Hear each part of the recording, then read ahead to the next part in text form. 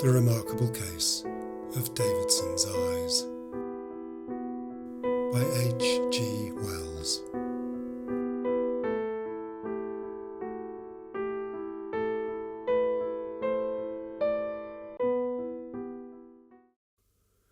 The transitory mental aberration of Sidney Davidson, remarkable enough in itself, is still more remarkable if Wade's explanation is to be credited.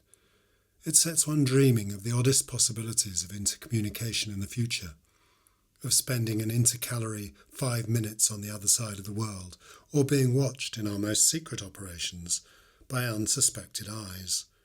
It happened that I was the immediate witness of Davidson's seizure, and so it falls naturally to me to put the story upon paper. When I say that I was the immediate witness of this seizure, I mean that I was the first on the scene. The thing happened at the Harlow Technical College, just beyond the Highgate archway. He was alone in the larger laboratory when the thing happened. I was in the smaller room, where the balances are, writing up some notes. The thunderstorm had completely upset my work, of course. It was just after one of the loud appeals that I thought I heard some glass smash in the other room. I stopped writing and turned round to listen. For a moment I heard nothing. The hail was playing the devil's tattoo on the corrugated zinc of the roof. Then came another sound, a smash. No doubt of it this time. Something heavy had been knocked off the bench. I jumped up at once and went up and opened the door leading into the big laboratory. I was surprised to hear a queer sort of laugh, and saw Davidson standing unsteadily in the middle of the room with a dazzled look on his face. My first impression was that he was drunk. He did not notice me. He was clawing out at something invisible a yard in front of his face. He put out his hands slowly, rather hesitatingly, and then clutched at nothing. "What's come to it?" he said. He held up his hands to his face, fingers spread out. "Great Scott!" he said. The thing happened 3 or 4 years ago, when everyone swore by that personage. Then he began raising his feet clumsily, as though he had expected to find them glued to the floor. "Davidson!" cried I. "What's the matter with you?" He turned round in my direction and looked about for me.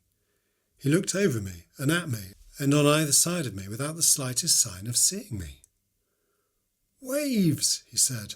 "And a remarkably neat schooner. I'd swear that was Bellow's voice. Hello?" He shouted suddenly at the top of his voice.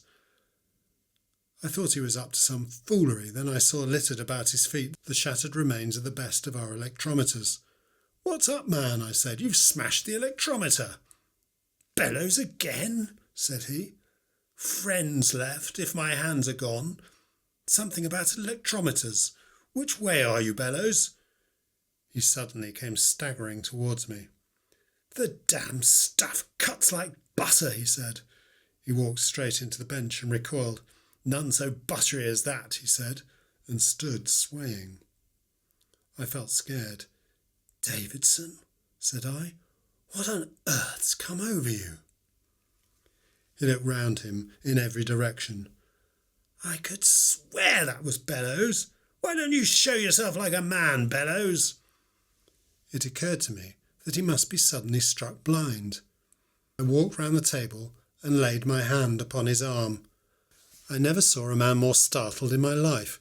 He jumped away from me and came round into an attitude of self-defence, his face fairly distorted with terror. "Good God!" he cried. "What was that?" "It's I, Bellows. Confound it, Davidson." He jumped when I answered him and stared. How can I express it? Right through me. He began talking, but not to me, but to himself. "Here in broad daylight on a clear beach, not a place to hide in." He looked about him wildly. "Here, I'm off!" He suddenly turned and ran headlong into the big electromagnet, so violently that, as we found afterwards, he bruised his shoulder and jawbone cruelly.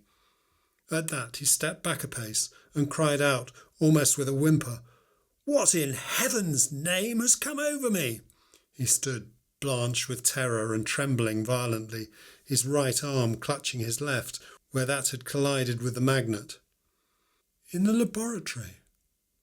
The laboratory? He answered in a puzzled tone, and put his hand to his forehead. I was in the laboratory till that flash came, but I'm hanged if I'm there now. What ship is that? There's no ship, said I. Do be sensible, old chap. No ship, he repeated, and seemed to forget my denial forthwith.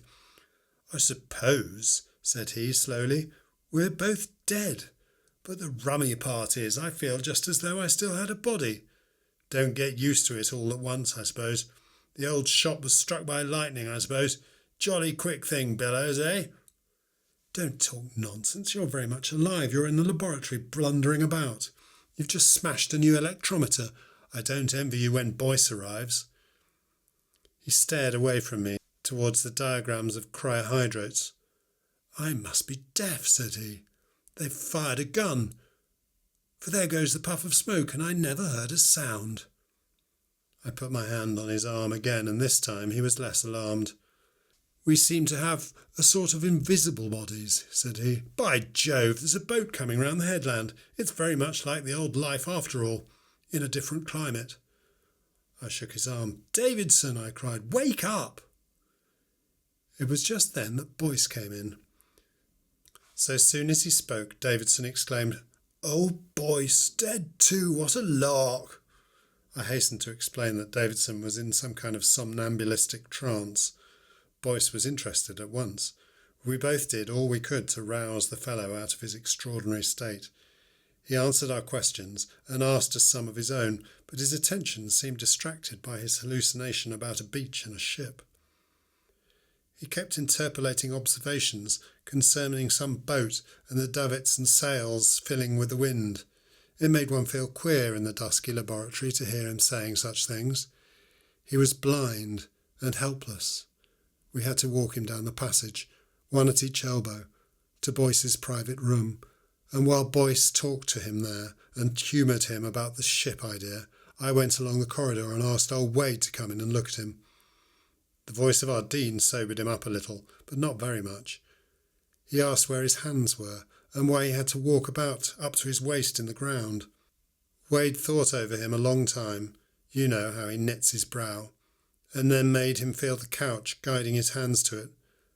That's a couch, said Wade. The couch in the private room of Professor Boyce, horsehair stuffing. Davidson felt about and puzzled over it, and answered presently that he could feel it all right, but he couldn't see it. What do you see? Asked Wade. Davidson said he could see nothing but a lot of sand and broken up shells. Wade gave him some other things to feel, telling him what they were and watching him keenly. The ship is almost hull down, said Davidson presently, apropos of nothing. Never mind the ship, said Wade. Listen to me, Davidson. Do you know what hallucination means? Rather, said Davidson. Well, everything you see is hallucinatory. Bishop Berkeley, said Davidson. Don't mistake me, said Wade. You're alive and in this room of Boyce's. But something has happened to your eyes. You cannot see. You can feel and hear, but you cannot see. Do you follow me? It seems to me that I see too much. Davidson rubbed his knuckles into his eyes. Well, he said. That's all. Don't let it perplex you. Bellows here, and I will take you home in a cab. Wait a bit, Davidson thought. Help me to sit down, said he presently. And now, I'm sorry to trouble you, but will you tell me that all over again? Wade repeated it very patiently. Davidson shut his eyes and pressed his hands upon his forehead. Yes, said he, it's quite right, but now my eyes are shut I know you're right. That's you, Bellows, sitting by me on the couch, and I'm in England again, and we're in the dark. Then he opened his eyes. And there, said he, is the sun, just rising, and the yards of the ship, and the tumbled sea, and a couple of birds flying. I never saw anything so real, and I'm sitting up to my neck in a bank of sand. He bent forward and covered his face with his hands. Then he opened his eyes again. Dark sea and sunrise, and yet I'm sitting on a sofa in old Boyce's room. God help me. That was the beginning. For 3 weeks, this strange affectation of Davidson's eyes continued unabated. It was far worse than being blind. He was absolutely helpless and had to be fed like a newly hatched bird, and led about and undressed. If he attempted to move, he fell over things or struck himself against walls or doors. After a day or so, he got used to hearing our voices without seeing us, and willingly admitted he was home, and that Wade was right in what he told him. My sister, to whom he was engaged, insisted on coming to see him, and would sit for hours every day while he talked about this beach of his. Holding her hand seemed to comfort him immensely. He explained that when we left the college and drove home, he lived in Hampstead Village, it appeared to him as if we drove right through a sandhill. It was perfectly black until he emerged again, and through rocks and trees and solid obstacles, and when he was taken to his own room it made him feel giddy and almost frantic with fear of falling, because going upstairs seemed to lift him 30 or 40 feet above the rocks of this imaginary island. He kept saying he should smash all the eggs. The end was that he had to be taken down into his father's consulting room and laid upon a couch and stood there. He described the island as being a bleak kind of place on the whole, with very little vegetation except some peaty stuff and a lot of bare rock. There were multitudes of penguins that made the rock white and disagreeable to see. The sea was often rough, and once there was a thunderstorm and he lay and shouted at the silent flashes. Once or twice seals pulled up on the beach, but only on the first 2 or 3 days. He said it was very funny the way in which penguins used to waddle right through him, and how he seemed to lie among them without disturbing them. I remember one odd thing, and that was when he wanted very badly to smoke. We put a pipe in his hands. He almost poked his eye out with it and lit it, but he couldn't taste anything. I've since found it's the same with me. I don't know if it's the usual case, that I cannot enjoy tobacco at all unless I can see the smoke. But the queerest part of his vision came when Wade sent him out in a bath chair to get fresh air. The Davidsons hired a chair and got that deaf, obstinate dependent of theirs, Widgery, to attend to it. Widgery's ideas of healthy expeditions were peculiar. My sister, who had been to the dog's home, met them in Camden Town towards King's Cross. Widgery trotting along complacently, and Davidson, evidently most distressed, trying in his feeble, blind way to attract Widgery's attention. He positively wept when my sister spoke to him. "Oh, get me out of this horrible darkness," he said, feeling for her hand. "I must get out of it or I shall die." He was quite incapable of explaining what was the matter, but my sister decided he must go home, and presently, as they went up the hill towards Hampstead, the horror seemed to drop from him. He said it was good to see the stars again, though it was then about noon and a blazing day. "It seemed," he told me afterwards, "as if I was being carried irresistibly towards the water. I was not very much alarmed at first. Of course it was night there, a lovely night." "Of course?" I asked, for that struck me as odd. "Of course," said he. "It's always night there when it's day here.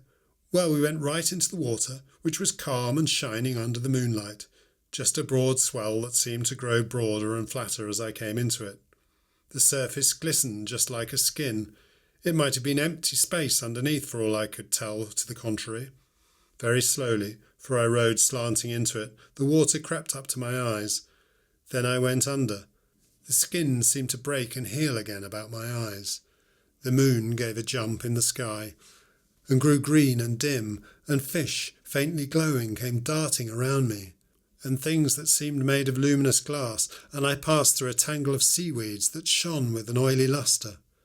And so I drove down into the sea, and the stars went out one by one, and the moon grew greener and darker, and the seaweed became a luminous purple red. It was all very faint and mysterious, and everything seemed to quiver.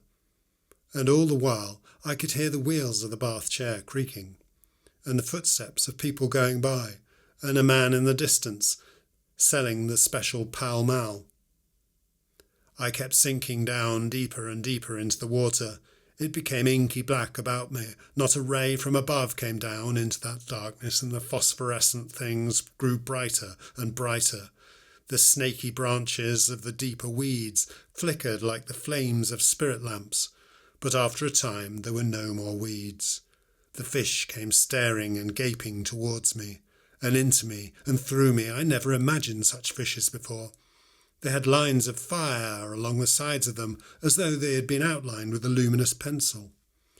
And there was a ghastly thing swimming backwards with a lot of twining arms.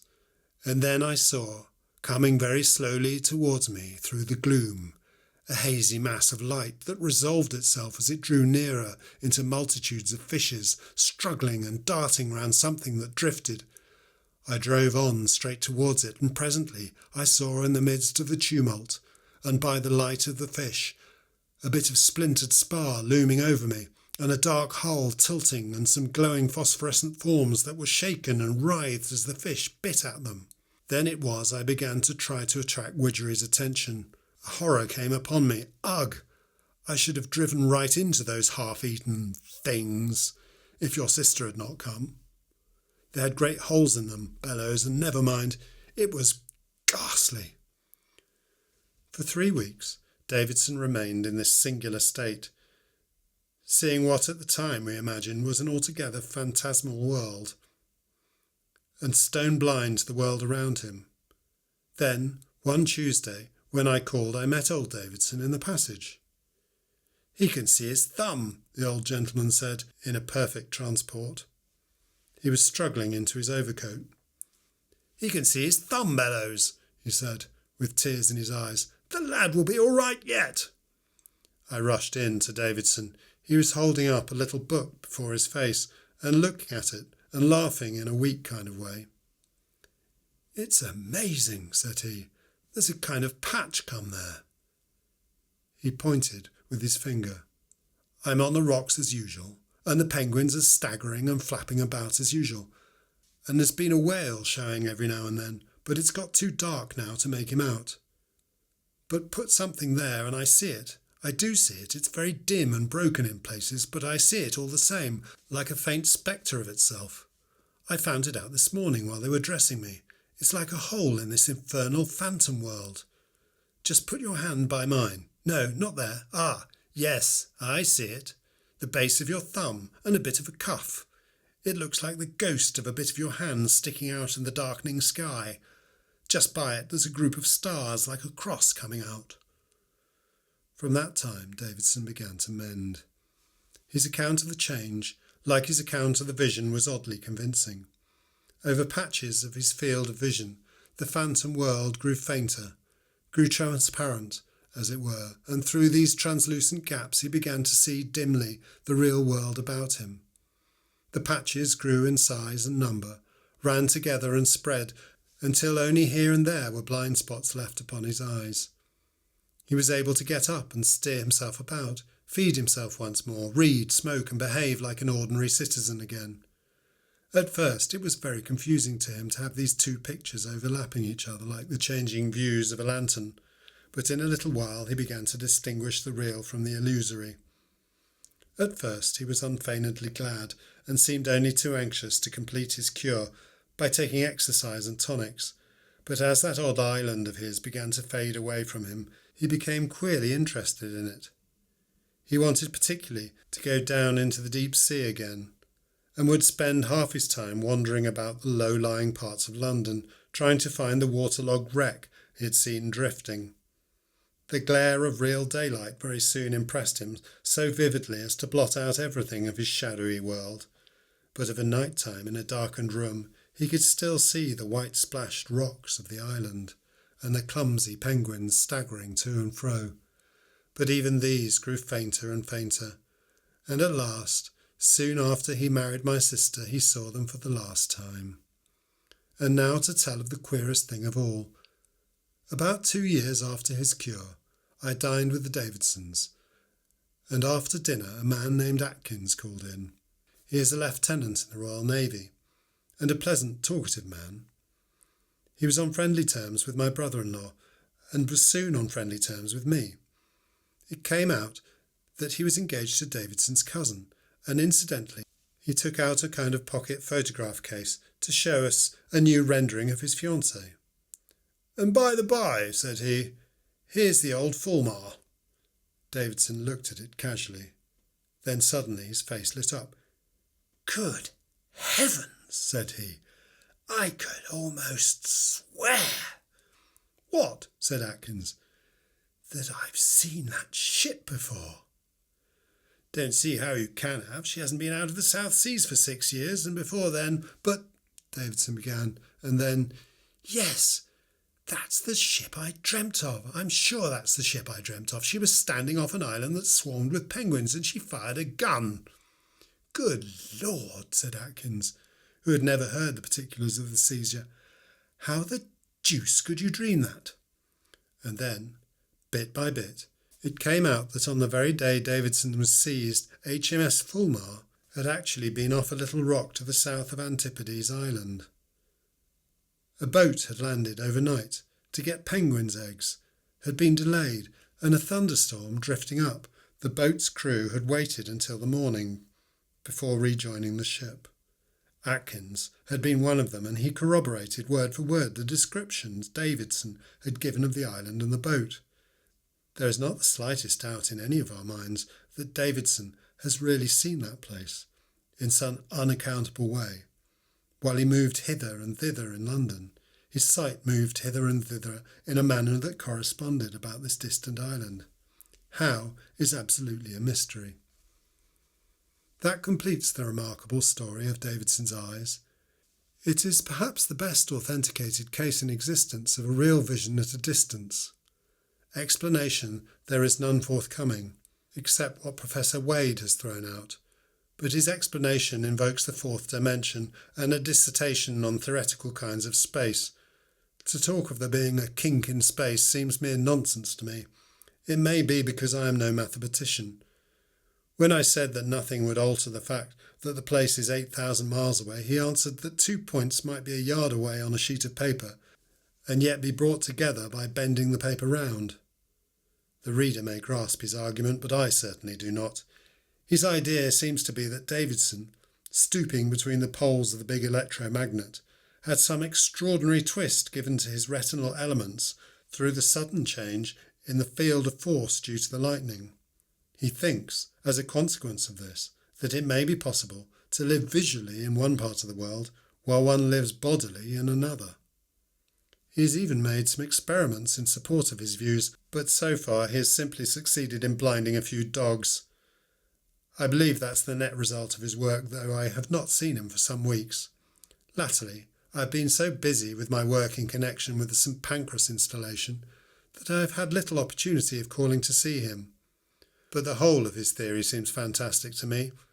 The facts concerning Davidson stand on an altogether different footing, and I can testify personally to the accuracy of every detail I have given. The end.